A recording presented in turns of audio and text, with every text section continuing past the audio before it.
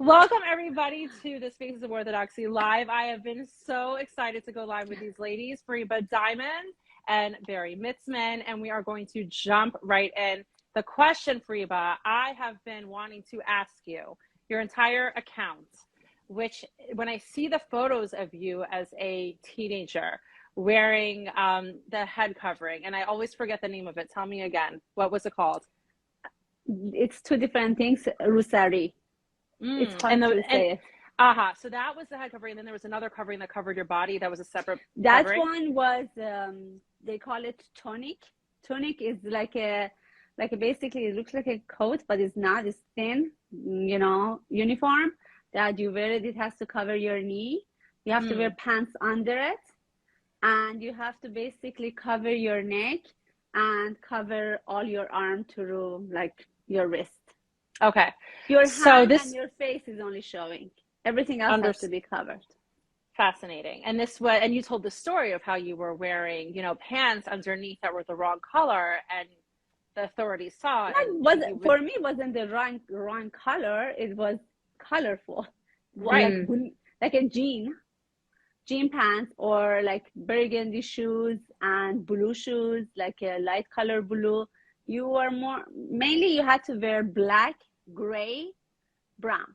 Those are the color that you were allowed. Sad looking, life. Right. And if you didn't wear them, people were so shocked to read you were hit with chains. If you were a little bit cool side, they would take you on their car, because it was a guard going all the time in all the streets.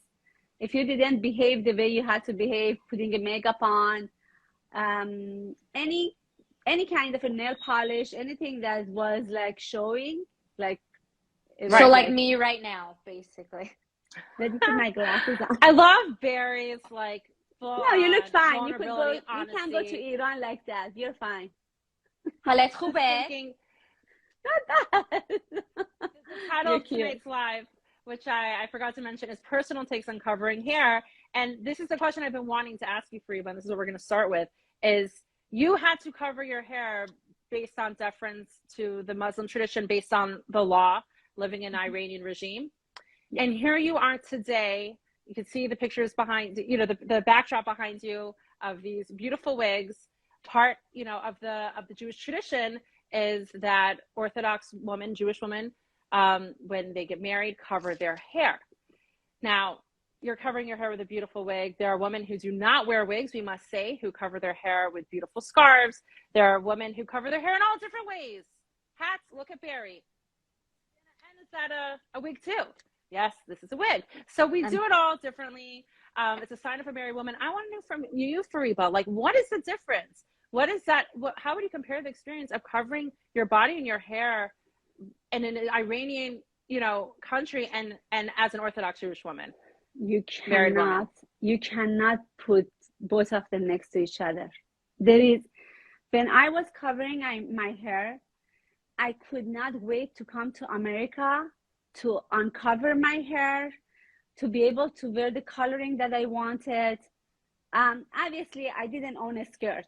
I'll be honest. I just was wearing pants because it was covered with that.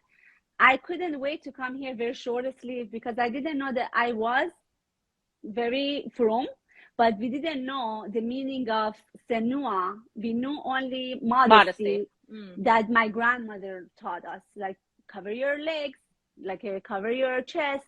Those things was modest, so we kept it. But as a halakha, I didn't know. So when I came to Vienna to come to America, everybody told me, if you're going to Baltimore, you have to know you can't wear pants. And I didn't own a skirt. In Vienna, I had only one skirt that it was in a picture. I really was looking for a picture. I said, I can't put my pictures. They're all in pants. And I didn't like a skirt. But when I came to Baltimore, the night before I came to Baltimore, I said, okay, the place that I'm going is different. I have to understand why I'm covering my hair. I wasn't married. Why I'm wearing not pants, why I'm wearing not a lower shirt. So when I came to Baltimore, I learned it's a lot of meaning behind it. When you were covering in Iran, it was different. It was torturing. I didn't want to be covered. I wanted to be free. I'm a teenager. I want to show off my hair. I'm still live in me, and I want to enjoy being like myself. It was different. Covering your hair now, I just look at it so different. And even I do haircuts for people, and they have gorgeous, gorgeous hair. Those people, I give them a lot of credit that they cover their hair. It's so many things in covering your hair. You can ask me a question, I can't tell you. You know, I know coming here covering my hair, okay, I don't have like a gorgeous hair like some of the ladies they do, but it's the worst. I'm glad you do. Barry's going to tell us how she feels about it. Stunning. I'm so happy that you have it for your husband. I be honest with you, as a Jewish mom, I can't imagine, like tonight, I was seeing customer. I went outside to do gardening because I enjoy. I came home, I took a quick shower, quickly I put my wig on. I saved so much time not to do my hair to come and FaceTime you guys. Or even in the morning, I do things that I quickly, you know, run outside, go to the gym, come back and get ready in 5 seconds, put your shaitel on, and you look amazing, you look great. I have so many non-Jews, they stop me in the street, they say, can you tell me what do you use for your hair that looks so good? Maybe I shouldn't, maybe I should really wear synthetic wig. It's more modern. So I'm going to stop you, Fariba, and then Barry, I really want to hear from you what your experience is. But so you're telling me that it was a restrictive, enforced experience in Iran. Exactly. What does it feel like? You're still covering your hair. Whether you're pretty hair, you don't have hair. It is restrictive. You are not free to show your hair. But how is that different? How would you describe how it sounds like you feel that it's a beautiful thing to cover your hair? What is that experience like covering your hair as a Jewish married woman? What does it mean to you? You asking me or asking me? Yeah, I'm asking you, Fariba. As a Jewish wife that I cover my hair, I feel like whatever Hashem wants me to do in this world, sometimes you understand why you do things, sometimes you don't. Sometimes it's hard to understand why you do things. You just do it. Because I always tell my customer, when you are in a deathbed, like it's the last minute that you have to leave and you have a choices of davening and surviving through praying, who do you go to? Like if you don't believe in God, who would you go to? Would you go to your doctor and beg him for mercy? We all end up begging Hashem for everything in our life. If we get sicknesses, if we want children or we want good children, we all run to Hashem right away, right? So for me, covering my hair, Hashem told me to cover my hair. I'm sure there's a lot of reason behind it. I don't know the halakha of exactly everything, but I can see why it can be attractive for the other guys to draw. I think when you have a nice hair, you show it off more and you draw attention of other guys. That's what I see with my other people around me. Even opening up your ponytail and putting it back in. If it's a guy around you, I feel like it draws the attention. So it's a reason when they say cover your hair, because we want to be for our husband. We want our husband to love us. Hopefully we all have that. And I think it's a beauty in Jewish life. Today can I say a few things? Today I was listening to a TikTok, actually somebody said. It was a lady that she was saying, somebody was asking other lady, what a guy asked, his friend, he said, why do you want to become an Orthodox Jew? What do you see in it? He said, I saw somebody tying the shoes the way they tie their shoes, putting the right one, left one, tying the left one, then right one. And that's why I want to become a Jew. He said, in all the things that you see in Jewish life, holidays, Rosh Hashanah, Yom Kippur, Purim, you choose the shoes? He said, because I know there is God there. There is God there because God watches them. Even for tying their shoes, they have a rule to connect to the God. If they are so into their religion, there is something more than what we know. And I think covering my hair, I do it for Hashem. I really do. Wow, it's fascinating. I just do it because I feel this is the right thing to do, and I try my best to do as much as things that I be able to do to satisfy Hashem, because we are here for a short time. We are here only for 80, 90 years. After that is another place that we don't know. Some people believe in it, some people they don't believe in it. And doesn't matter if you believe or not, it is such a thing out there that is going to be other world. And I prefer to get my points in the other world to come, because I don't want to be embarrassed when I get there. I just want very interesting. I think what I'm learning from you is everyone has their different reasons for why we do a mitzvah, and we all need some type of motivation, right? So for you, your motivation is really following the will of Hashem, whether you see there's benefits that you save your hair for your husband in that intimate relationship, so that other men do not see your hair. You see that as beneficial, but your ultimate reason for you is that, you know, it's Hashem's word. I love to hear, Bari, from your perspective as an Orthodox woman, you know, how you understand this mitzvah. I hope nobody here was opening up books and learning insights to why we cover our hair. That is not what we're talking about tonight. I mean, maybe you did, Bari. Not even close. Okay. Not even close. You did it. We're really, and I'm happy to share too. This is personal takes. This is candid thoughts. This is why we do what we do, why, you know, how we feel about it. So I want to know, Bari, you know, how you understand this mitzvah of hair covering for married women. You know, what does it mean to you? We'll talk about struggles in a minute, but first, you're doing it. What does it mean to you? Okay.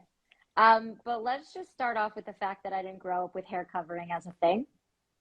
I grew up, I related, well, number one, kol hakavod Fariba, like, yeah, you know, seriously. you should live on Meva Esrim. I'm like, such a one day, level. one day I'll be on that level. Not currently. But for me, it was one of those things that like the more religious Orthodox women did. Like we lived in a very Orthodox neighborhood. We were Orthodox as well, but you know, I did wear pants, short sleeves, and my mother did not cover her hair until the age of 50, which we can discuss a little bit later. I got permission to tell a part of my mother's story a little bit later. I called her and made sure. But yeah, my mother was 50 years old when she started covering her hair, and she bought her first wig. So for me, it wasn't really something I was so aware of. But as I was growing, my family was growing as well. And we learned a little bit more about it. And I always assumed that I was going to cover my hair. But that was kind of just because that's like similar to the level of the kind of spouse that I wanted to marry. And I learned in high school, like, you need to be the person that your ideal spouse would want, type of thing. So it was like, okay, so like I want to get to that place where like I would, you know, be at the same level with my husband. So like I would cover my hair. It's more of a, listen, I have great wigs. I am a huge wig snob. Like majorly, like my hair pre-children looked like this. Okay. Wow. This is essentially my hair. And when you say you have great wigs, do you have like a variety of wigs? Do you have a lot of wigs? Oh yeah. Short, I felt like you probably do. Hat fall, regular fall, thing that goes over my bun. Like we run the gamut here. Some people collect stamps. I collect hair. And then I have my perm wigs, which is something else. But for me, it's less of keeping my hair for my husband, also because, you know, if I have a friend over who's a female friend, I'll keep my hair uncovered. Or like if I'm cooking, like I was working, I shared a picture earlier this week, my wig was just sitting next to my laptop because in between meetings I was like, you know what, let's get this thing off my head. It's 110 degrees outside. I live in Nevada. It's literally 110 degrees outside. I'm like, I'm not doing this. But I also have a large collection of mitpachot, headscarves and such. But the reason I personally find meaning in covering my hair is because it's for me. I don't know if I should be admitting this, but like, I feel like it could be relatable. I'm a very flirtatious person by nature. That's just who I am. I'm a very friendly person. I connect with people very well. And it's more of a, okay, this is what's going to keep me in check and remind myself that I am a married woman and I behave as such. It's not that I go and like hang out with random men, but it's a physical reminder for me that in every way that I behave, to behave accordingly. And before I got married, I took it upon myself to wear tights as that reminder. Stockings. Until I got married. Not just black bulletproof tights. No. Right? Yes. So not the bulletproof ones, but like the nude ones, just as a really uncomfortable, inconvenient reminder to like check myself and the way that I'm behaving and interacting with people. I mean, I trust myself and I'm a responsible person, but it's more of just the way that I behave and the way I interact with the world needs to be, it's a physical reminder for me.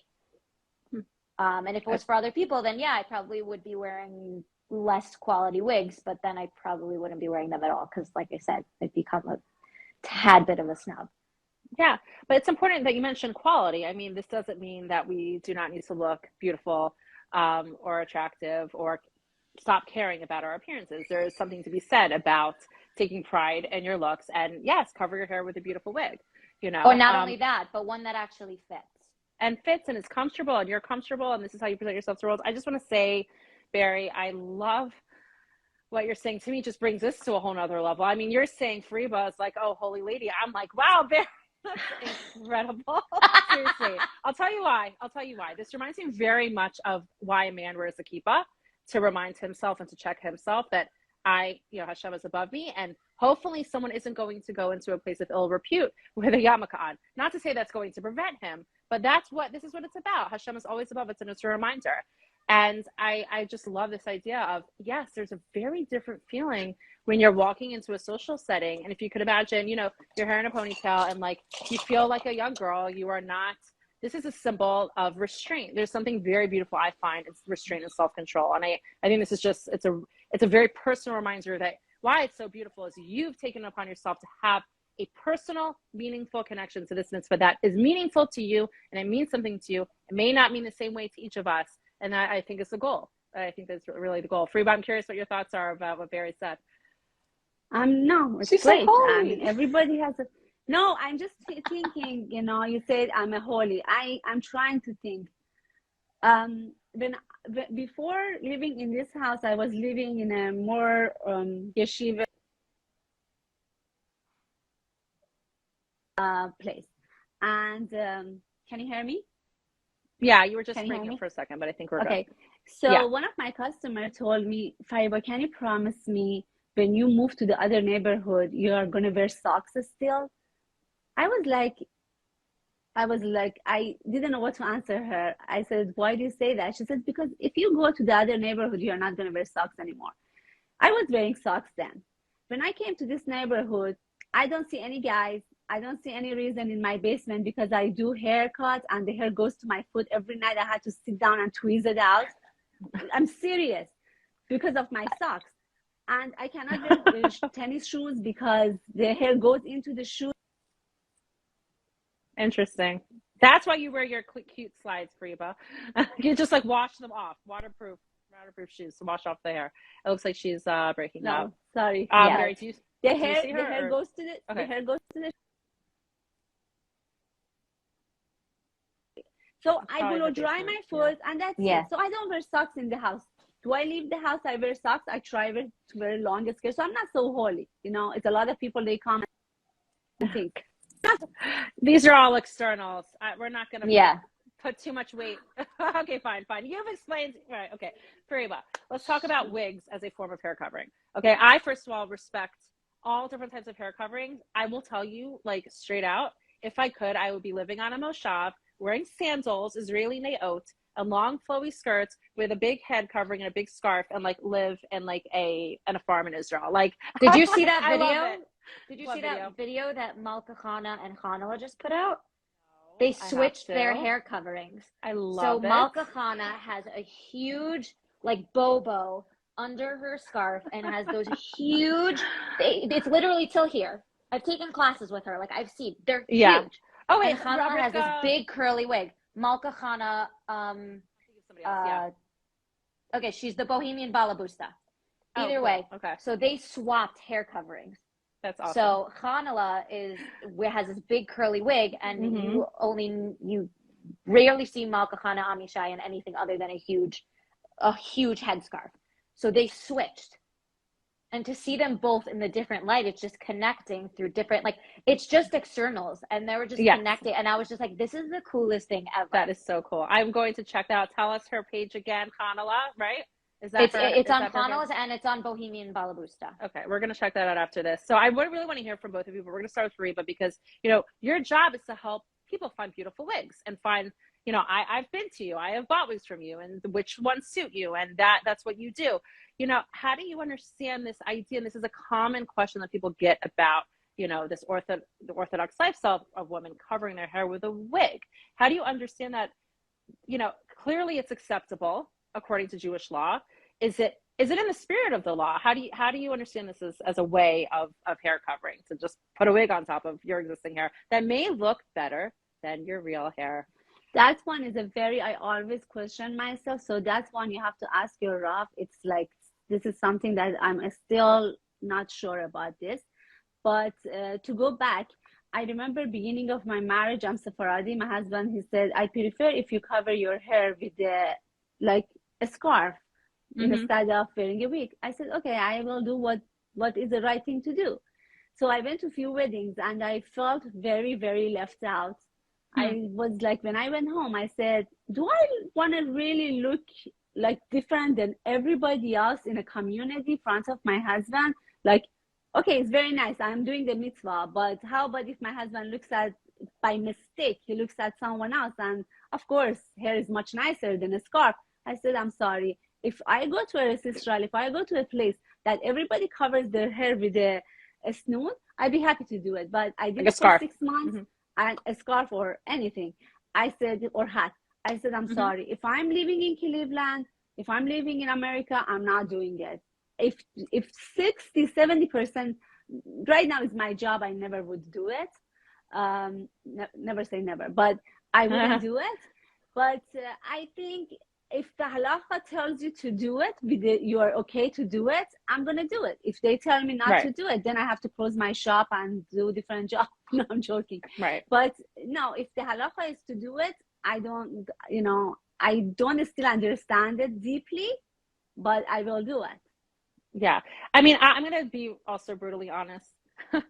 Have you ever had that experience where, like, you go to the supermarket and, you know, I don't know if I will go out of the house not wearing a wig. I'll wear a scarf. I'll wear sometimes a bandana. It just depends on what's going on. And there are beautiful head coverings that are made with scarves and all of that. And I, you know, and some people just look very, very beautiful and put together. Sometimes I don't feel so put together when I'm wearing a scarf. I just don't feel as nice looking. But I've 100%. certainly had that experience when I go out in a wig, and like, I do think sometimes I look better. Yeah, for sure. I do sometimes think I look better. It's a confidence. It's all confidence. I will tell you, I do struggle with the spirit of the law here. The way I understand it is I am very grateful to the Torah, who says, yes, there is this idea that you reserve your hair, one of your most attractive features, for your relationship with your spouse in their home, and it's private, and not everything should be shown to everyone. And I really, really like that idea. But I think the Torah could have said, and therefore you need to wear a burqa, or you need to look like an Iranian Muslim. You know what I'm saying? And you can't wear anything that's going to make you look, you know, additionally attractive or enhance your features. And I am grateful to the Torah and grateful to the Jewish law, system of Jewish law and halacha, that says you can wear a wig. You can make yourself still look beautiful. You may be enhanced in your features by the wig. I feel like it is a gift to women's vanity, where the Judaism recognizes, and not in a negative way, women are aesthetic. Women, we have vanity. It can be channeled in a beautiful way. And the Torah wants us and acknowledges that about women. It doesn't want to restrain us and say, you can't enhance your looks. That's how I see it. But I do feel like if I was really, like, at the end of the day, if I like really tried to connect to this mitzvah, I was on a holy level, if you want to say, I don't think I would wear a wig. But again, it's perfectly acceptable. And we have very holy Rebbetzins that do wear wigs. Barry, what do you have to say? Well, I live in an out-of-town community where majority of the people are not actually Jewish. But I still, with myself, regardless of the hair covering, people know I cover my hair, because I'll go into the coffee shop one day with a super short wig, and the next day I'll come in a long one with highlights, or someone says, I love your wig, I love your hair, and I go, thanks, it's not mine. Wow. I don't care. Wow, that's brave of you to share. I'm like, let me blend in as much as I can. No, I don't care. I mean, also then I end up at the, you know, at one of the hotels here where I go to do like exercise classes, and they have a pool, and I go out there with a headscarf tied in like multiple knots up in the front with like a full, swim get up. Like, I'm sticking out like a sore thumb. So my personality's got to show through. I'm like, listen, I don't want everyone to think I'm weirdo, but like, then there were only women in the pool, so I got in, and then I'm like, I'm by myself, and everyone's just like, what's wrong with her? Because the waitresses are wearing bikinis. And I walked over to some woman. I said, I see you're walking and doing laps. Do you mind if I go and walk with you, so I'm not just by myself? And we connected, and she told me what it's like to be a nurse in a jail. It was very, very interesting. But like I said, going back to my whole reason why I cover my hair, like, it's for me. So who cares how I do it? It's still on my head. I still feel it on my head. Interesting. So, like, what does it matter if it's, some of my wigs look so good. People are like, I love your hair. And I go, thanks, it's not mine. I have no problem saying that. I have no problem saying that I'm an Orthodox Jew who's chosen to observe the laws of head covering. Everyone I know who I see on like at least a monthly basis asks me questions about Judaism, because they know that I'm not going to be offended. Like, I taught a nail lady here about mitzvah, and I said, would you be willing to offer women in the community to get their nails cleaned and filed and well manicured, and then come back the next day to get their polish? And she said, sure. I explained to her the reasons why. It's not because we're whatever. It's because it's part of, she's like, you need to be clean. I get it. She's like, nothing. I'm like, yeah, exactly, Nancy. So nice. So I said, guys, I'm letting you know, Nancy knows all the deal now. And then she'll ask me more questions. And that's fine. Like, I don't mind. It's for me, but I'm also not scared to admit that it's not my hair, or that I'm covering it. But there are also times that I'll take a headscarf and tie it in the front and do like a whole situation over here, because that's the vibe. That's what I'm in the mood for. Right. It's a way of self-expression. I love this. Also, today we live in a very multicultural, generation, and you do you. And I think to wear a beautiful scarf and like tie it up, it's like, I think there's a lot more respect these days for people looking different and being diverse. And I think that hair covering can really fit into that if you choose not to wear a wig and cover your hair with colorful patterned scarves and things like that, right? Yeah. I mean, I also have friends here who will throw on a red wig just for fun. Oh, that's cute. Like, people are just like, yeah, I cover my hair. Yeah. Yeah. It's like, you don't live in a normal place. Yeah. I feel like right now it's so many choices of covering your hair. Like, I live in my Wonder Wig. Like, I make my own brand, the Ali Wig, and I go to the gym all the time. That's even a ponytail, right? Right. Ponytail. Nobody know. Like, everyone tells me you have such a gorgeous hair, and I tell them, I said, I tell you the truth, this is a wig, and they cannot believe it. I go shopping with it after the gym. I go swimming in it, like, not swimming in the water, but aerobic. And I be honest with you, most of people right now, all the non-Jews, they wear longest sleeve in the water, and they do wear a cap to cover their face for the sun. So I don't look any different. Like, I do want to look different than them, obviously, but there is so many ways to cover your hair. Yeah. They have a pony now. They have a ponytail that you put your hair into that pony, and it's all hair. It's a cap. It's so many packet pony. It's so many things to cover your hair. It's to me, covering hair. It could be fun. It is, yes. I don't see. But it's also for different options for people who are not yet ready, or are not at a place where they feel comfortable completely covering or partially covering or doing all these things. There are so many ways if people would like to take the step towards, starting to cover their hair, whether it's with caps, or whether it's with the pocket bun, or whether it's with, keep a fall, or any of those options. If somebody wants to take a step towards that, like, any of that I find is like incredibly beautiful. Sometimes I find that like I started covering my hair when I got married. Is it still hard? Yes. Yes. Let's talk about this. Okay. So, I mean, I think we've talked about some things that we like about it. Let's talk about the things that we find maybe are difficult. And if it's not difficult for you, from other women that classic challenges. And I'm going to tack on another question there. And Bari, we could start with you, is like, what advice would you give? Let's say someone's listening to this right now. This is going to be on our YouTube channel as well, Face of Orthodox YouTube channel. What advice would you give to someone, a married woman who is struggling with this, finds it hard, or maybe wants to take this on, but finds it difficult? So let's first maybe be a little open and share what is hard about it for us. Should I start? Or Bari, are you good If you'd to like. Go? You can go. I'm ready. I mean, I briefly looked over the questions, but I feel like I perform my best when I don't prepare. Yeah. Because I'm also telling the truth, and I kind of give God like the option to just like let things come out of my mouth, like I do in my public speaking stuff. Basically, I have beautiful, beautiful hair. It's gorgeous. It's stunning. It's voluminous. You can actually make a sheitel with it, and there would be enough hair for you to put it in. There is so much of it. People are like, I thought it gets less when you have a kid. I'm like, apparently not. And like, people like, I would like be video chatting with a friend of mine, like one-on-one, and she'd be like, your wig is gorgeous. I'm like, this is my hair, honey. She's like, oh my God. It's 110 degrees outside right now. It is very hot. It is not fun to wear anything on top of my head outside right now.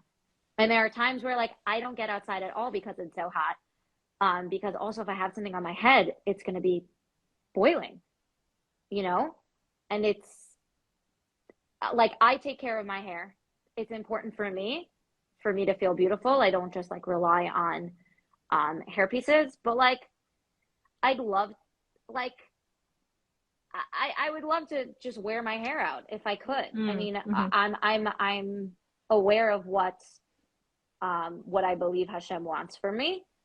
But it doesn't mean that, you know, it's not difficult. Even if I started covering my hair when I got married, it wasn't something I grew up with. And I also know that with my mother started covering her hair to light Shabbos candles. That's how it started. And then she would always wear hats to shul, to synagogue. And then she started, you know, wearing caps on her way to work. And then when she got to work, she would take it off because she worked for notoriously self-hating Jews. And she did not have a hairpiece she was comfortable with. And unfortunately, she wore a wig one day to synagogue, and somebody came up to her and said, I'm so sorry, when did you get the diagnosis? Right. So people made the assumption that my mother was going through chemotherapy, and that is why she decided to cover her hair. Also because the majority of the women that went to our synagogue did not wear full head covering. So people just assumed that she was sick. So it can be really scary to take any step when you're vulnerable and not sure about it and feel uncomfortable. I think we also need to be aware that like sometimes in our Judaism, we will fluctuate. And that's something we need to also acknowledge. Like I know people who have covered, who were covering more that decided to cover less, that then went to cover more or decided not to. And whatever, there's a lot of ups and downs that we go through navigating our own relationship with Judaism. And sometimes that's the externals and sometimes it's the internal. And, you know, it's usually harder when it's an external it's usually harder when dealing with other people when it's the external, because you then either get, you're open to more criticism, whether it's for doing more like my mother did, or for doing less. And I think that we all as women need to cut each other some slack in figuring out our own relationship with hair covering and with Judaism in general. I think that we all need to figure out our whys, especially if we're not in a place where, because Hashem said so, is holding us strongly enough. And connecting with other women that understand the struggle and will validate it. Yeah, bravo. Very, very important message. I just want to note one of the comments in our little chat up below. And by the way, if you have questions for Fariba or Bari, please put it in the question box because I do check it. It's a little bubble with a question mark. Yeah, bubble with a question mark. Yeah, we'd definitely love to. We'll stop at the end to answer questions. So start thinking about them now and put them in. But somebody put a comment, Rivka, that with hair, hair is attached to your head, and it's an alive thing. It grows. This is not real. And there's something about the life of hair and the vibrancy of hair that is different. No matter, you know, compared to the experience of dead hair that you're wearing on your head. And there are definitely spiritual takes on this. Next time we do this, we will have a Rebbitzin on who can share all those spiritual insights as to why married women cover their hair, and honestly on that type of level. Just in terms of challenges, I like to add here that, you know, hair often, especially in our youth, and when you have beautiful hair too, is often very much tied into a woman's identity, and a teenager's identity. And that's our beauty. I mean, look at all the hair commercials and all the hair products, you know, it's very much tied into who we are and how we feel about ourselves as females and our physical appearances. And I think many women struggle with covering the hair because it's like, don't look like me anymore. And they try to get the wig that mimics exactly what their hair looks because it makes them feel like themselves. I validate that struggle. I think part of this is actually the point. It's that now, no, you're not your 20-year-old self or, you know, anymore, however old you are when a person would get married. That's no longer your identity. You're shifting. You now are a married woman. Now this is a sign that you have this relationship with somebody else. And I think that's a transformation of, you know, a single woman to a married woman. I think that's part of the point. But I think that was a really interesting a point that someone mentioned in the chat. So thank you for mentioning that. Fariba. I also think that Fariba can also help with that because now there's like you said, so many more options. I tell you, I do deal with people that they do not want to cover their hair, but they're losing their hair, so they don't want people to notice that they cover their hair, and they go to non-forum, like, you know, like Green Road Synagogue. And I help them. First of all, the first thing that you have to help people that they want to cover their hair, but they are scared of people saying you have a cancer coming and saying we didn't know when you were diagnosed. You start those things slow. You don't start those things right away wearing a wig. So you help people starting half of their hair, putting their own hair over the wig. And it's so many. I feel like if somebody doesn't want to cover their hair, it's fine. It's between them and Hashem. Maybe they are wonderful people in different ways. Maybe they are like stronger in different things that I am not or other people are not. Good point, Fariba. Everybody, my mom always says, everybody will be judged by Hashem in their own, like we are all, after we leave, we all have, each one of us is a booklet. Like if we have our own book that it opens up. Nobody's business what we did. So I don't care if I wasn't covering my hair and all of a sudden I wanted to cover my hair. I wouldn't care at all about anyone, what they think of me. If I want to do something, I do it. So it's nobody's business if I have this sickness or that sickness or why I'm doing it, why I'm not doing it. And my door is always open to people. Everybody knows about my business, my children's life. Everybody knows everything. I'm okay with that. I don't have a problem. To the certain point, I'm not talking about like leave your life open to public. Covering your hair is something that some people, they don't want to do it. They look for all excuses to not cover their hair. It's nothing to do with people around them. It's something to do with their confidence and themselves.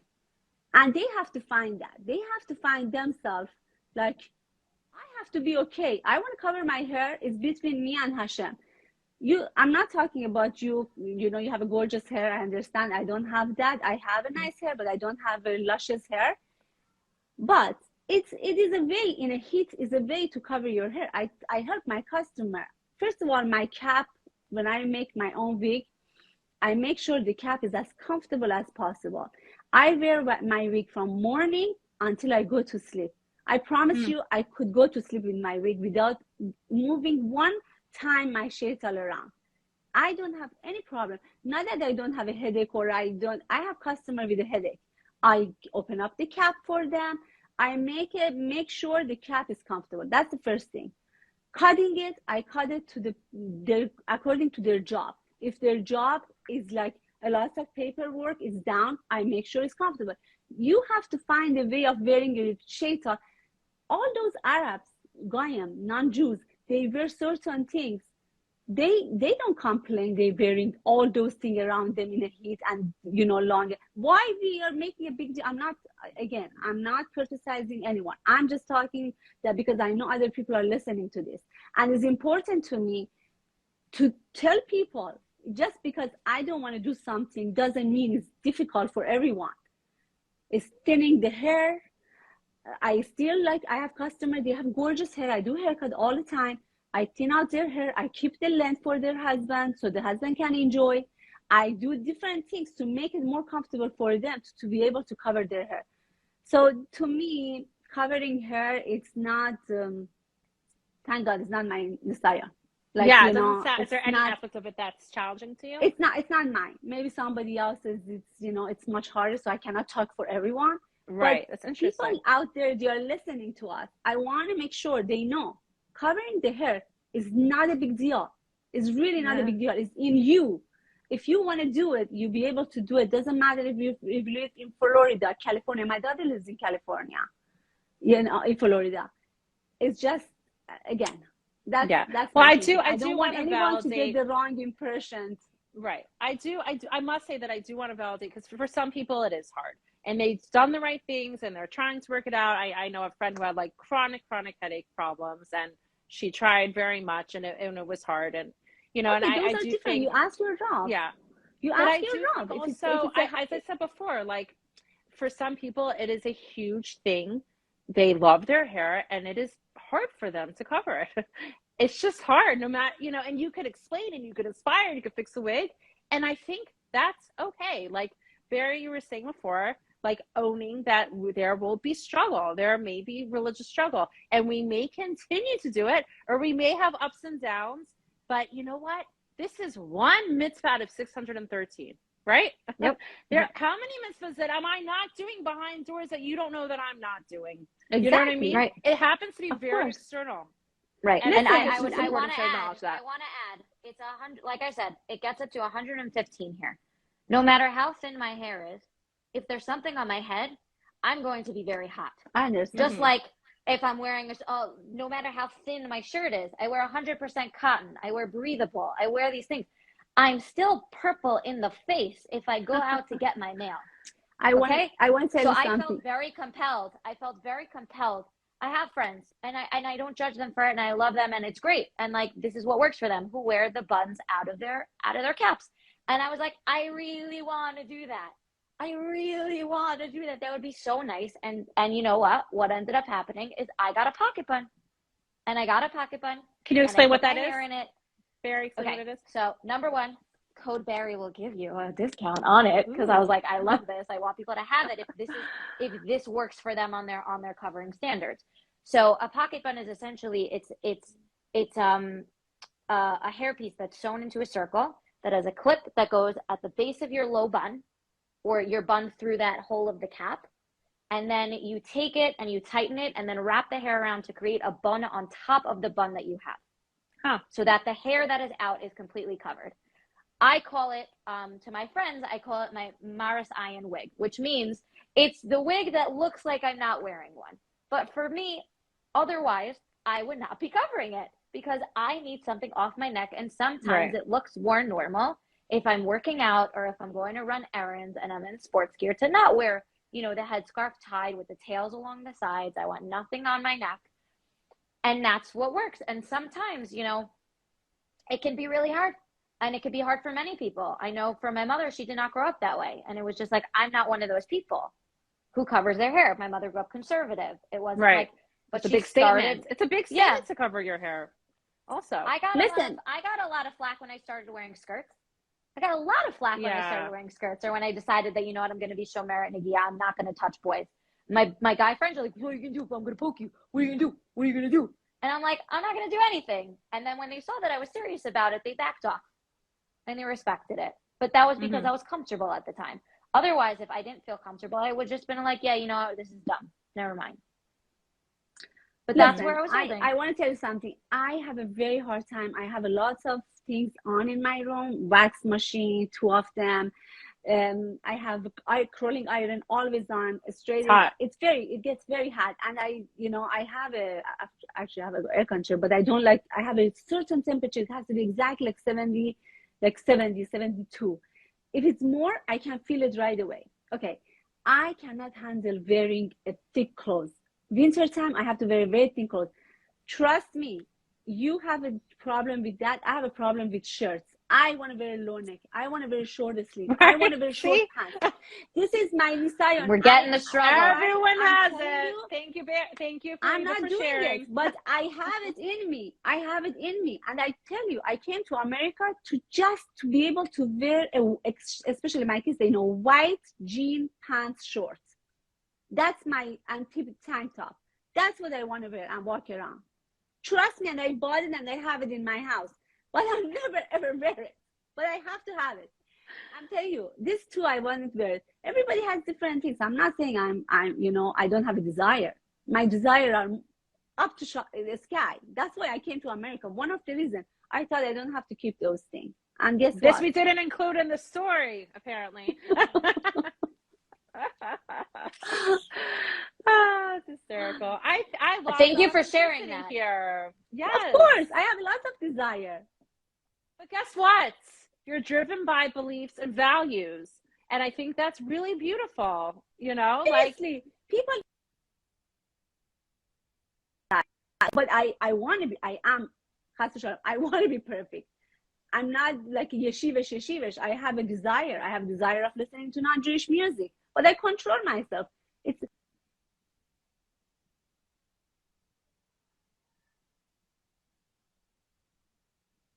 You're breaking up. Cutting out for you, Alex? Yeah, I think what you're saying here is it's all very, very personal. This journey is very personal. What I very much appreciate about this conversation is we're sharing some of those vulnerabilities. And that's really awesome. Just hopefully validating to all of us. I want to end with, oh, she's still talking. Yeah, but I don't think she hears us. I don't know. She doesn't. Okay. Listen, here is your chance. If you have a question for Fariba or Bari, please let us know. I'm checking right now in that little circle with a question mark. We don't have any questions yet, but we are going to wrap up this wonderful live. If you hopped on late or you know someone who wanted to watch, Fariba, just hold on 1 second. She's talking. I'm talking.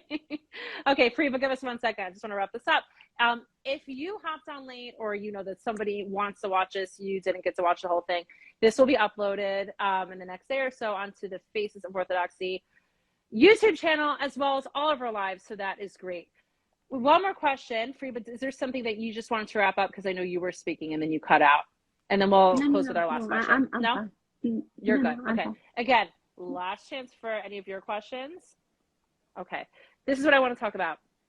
There are two values here. One is modesty as a Jewish woman, and there is also the value of beauty as a Jewish woman. There are many, many sources in our tradition and the Torah about the description of our mothers and our ancestors, and description of their physical appearances and their physical beauty. This is something that Eshet Chayil, the woman of value, of valor. Eshet Chayil is your podcast, right, Bari? Tell us your podcast. Yep, Woman of Valor podcast. Woman of Valor, right? We are praised for our beauty. Now, how do we navigate both of these values, modesty and beauty, as an Orthodox woman? So, Fariba, go for it. Tell us. And I let you go. Not what anyone tells you, not what you've read personally. You get to go first. I let you go first. Go ahead. Oh, me? Okay, so the whole reason that I started my Instagram was when I was working in outreach. I wanted a grant for clothing from NCSY because I said I'm going into all of these public schools, and if I'm not dressed cool looking while I'm being modest, then nobody's going to even be open to taking any step if they're interested in learning more about why I'm covering myself. They're like, but you're dressed like a nerd, so who cares? Interesting.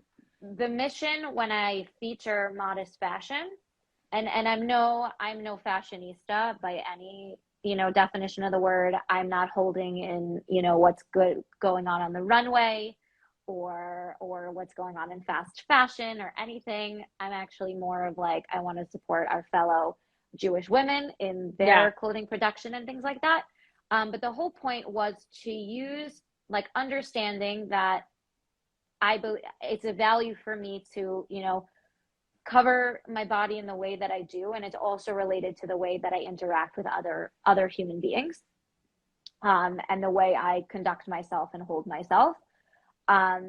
Because otherwise, if I wasn't, I almost went into professional acting back in the day. Wow. This is all but at the same time, using the clothing as a form of self-expression they're not mutually exclusive. You